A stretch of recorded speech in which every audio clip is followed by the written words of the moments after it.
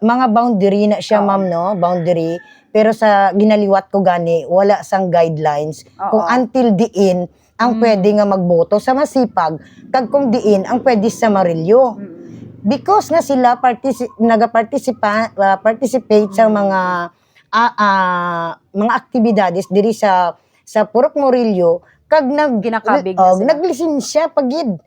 Inagid nga time sang election, naglisensya gid sila ya nga pwede ba kami kaboto. So wala gid sang mas kung tan-awon ko ang gid, wala gid kami sila nga nagdaya kasi nag-ara man mismo si former chairman Numadjaw nga nagtan-aw sang nagapila nga wala niya nga ginsaway abi nga ini hindi taga diri, hindi taga dira or ano dira. So amo lang tong ginaano nila, ma'am, nga mga flying voters.